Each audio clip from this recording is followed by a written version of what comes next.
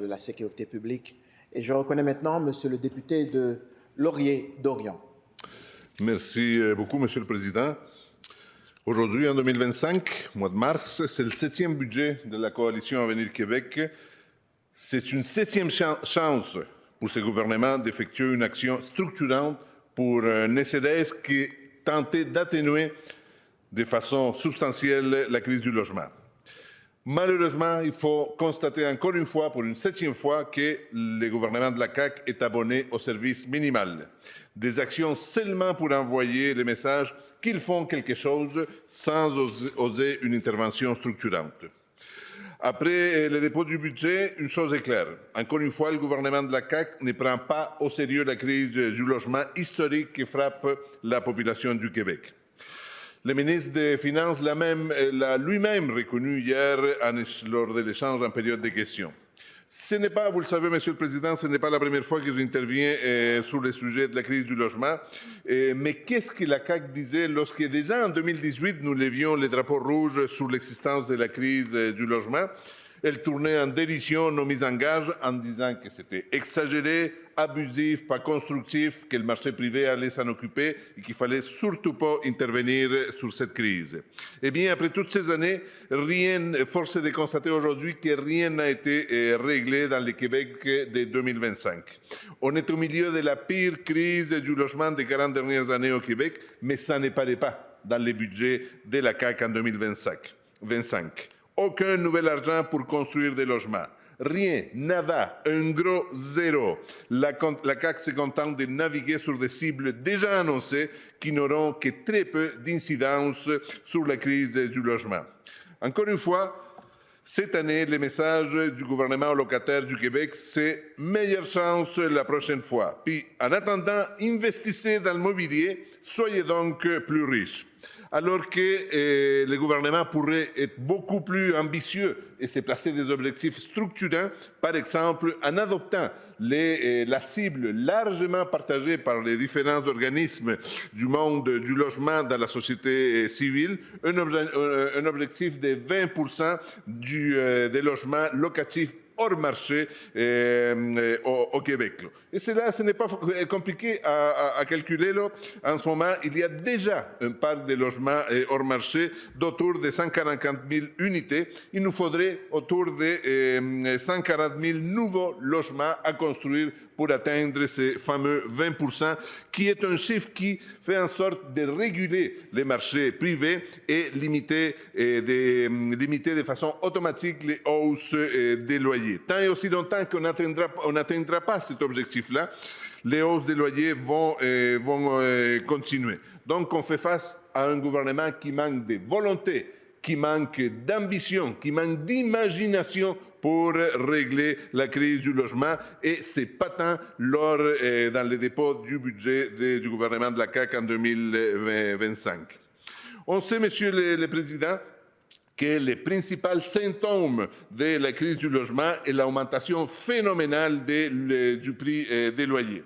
Mais c'est plus qu'un symptôme, cela a des incidences réelles et concrètes sur la vie des milliers de gens. C'est un appauvrissement net de la classe locataire au profit de l'augmentation de la richesse d'une autre classe, celle des propriétaires.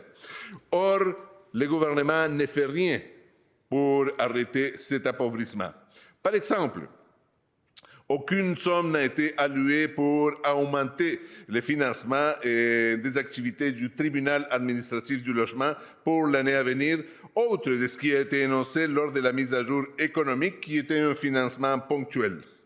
Aujourd'hui, un article du Journal du Montréal nous le dit, depuis 3 ans, les contestations de hausse des loyers explosent. C'est normal dans un contexte de crise du logement. On note qu'en 3 ans, les demandes d'ouverture des dossiers pour fixation des loyers ont triplé en 3 ans.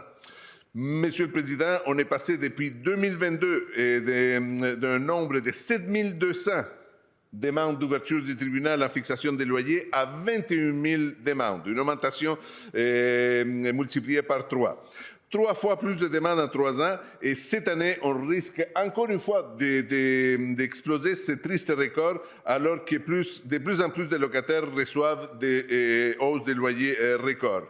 Et si on regarde les fonds alloués au tribunal administratif pour la prochaine année, on pourrait s'attendre à une hausse du budget du tribunal administratif du logement pour accélérer et recevoir ce volume augmenté grandement des demandes, des demandes de fixation des loyers. Mais qu'est-ce qu'on peut voir dans le budget? Rien. Aucune nouvelle somme n'a été allouée, au tribunal administratif du logement. Alors. 1,3 million de ménages sont locataires au Québec. C'est à peu près 33% de la population québécoise. Ce n'est pas rien, Monsieur le Président. Un tiers de la population québécoise qui soit subit un appauvrissement net ou est à risque de vivre un appauvrissement net. Ça fait, c'est des hausses qui ont une incidence directe sur les niveaux de vie. Bref, un appauvrissement net. L'an dernier, en 2024, alors que les taux recommandés par le tribunal administratif du logement étaient de 4%, les hausses réelles, celles qui se produisent réellement dans la société et que les locataires ont dû subir, ont grandement dépassé les 4% pour atteindre 8,5% à travers le Québec. C'est plus du double. Et pour 2025, en janvier de cette année, les 21 pour être exact, le tribunal administratif du logement a à nouveau partagé les résultats de son évaluation sur la base d'un échantillon de 8000 logements et le résultat est accablant. C'est presque du jamais vu dans l'histoire récente du Québec puisque le chiffre de 5,9% d'augmentation qui est sorti du chapeau du tribunal administratif du logement. Et ce n'est qu'un minimum, monsieur le Président, parce qu'en général, on constate des hausses beaucoup plus salées. Pour ajouter à cette estimation record, depuis le janvier, les gens reçoivent des hausses qui dépassent largement les taux établis par l'État et on parle maintenant des hausses moyennes autour de 10%. Avec certains exemples qui peuvent dépasser même les 20%. C'est scandaleux, Monsieur le Président. Un gouvernement responsable qui a à cœur les intérêts de sa population doit tout faire pour éviter l'appauvrissement d'un tiers de la population québécoise. Près de 3 millions de personnes, encore une fois, des ménages locataires et des personnes vivent souvent avec des revenus plus modestes et subissent de plein fouet les abus de certains propriétaires qui ne sont aucunement contrés par les gouvernements. Il faut que l'inaction cesse. La ministre de l'Habitation et son gouvernement doivent plafonner la hausse à l'inflation, par exemple, au moins pour cette année, sachant que nous sommes dans une situation inédite. Il faut dès maintenant ordonner une hausse qui se limite au taux d'inflation pour cette année. Retirer, par exemple, du calcul de fixation des loyers la composante du revenu net dans la formule actuelle utilisée par l'État, telle que demandée par l'ensemble des comités logement et associations de locataires du Québec. C'est loger, on le sait, c'est essentiel, c'est même un droit, qui est reconnu par plusieurs textes internationaux, notamment la Déclaration universelle des droits de l'homme. Les Québécois ont besoin d'un gouvernement qui est là pour veiller à leur intérêt, qui protège leurs droits et qui s'assure qu'ils peuvent répondre à ces besoins. Malgré toutes ces mauvaises nouvelles, Monsieur le Président, on rencontre quelques bonnes nouvelles, par exemple un investissement dans la rénovation de notre parc d'habitation à loyer modique. Malgré cela, la situation de dégradation de ces parcs-là, qui loge autour de 75 000 ménages, est très préoccupante.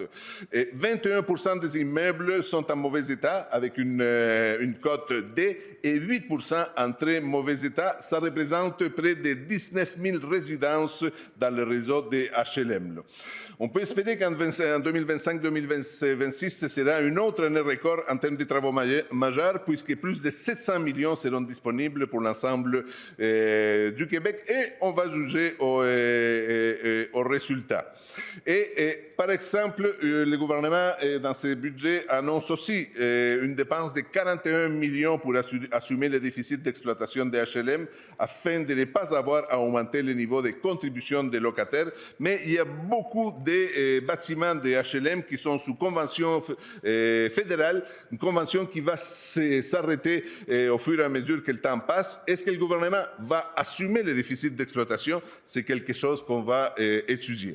C'est pour ça, Monsieur le Président, que je voudrais déposer la motion suivante, que l'Assemblée nationale blâme le gouvernement de la CAQ et la ministre de l'Habitation pour son manque de volonté politique pour régler la crise du logement et pour l'absence de nouveaux investissements pour la construction de logements sociaux et des mesures structurantes pour contrôler la spirale inflationniste et spéculative dans le secteur de l'habitation dans le budget 2025-2026. Merci, Monsieur le Président. Merci, Monsieur le député de Laurier-Dorion. Votre motion est déposée sous réserve de sa recevabilité.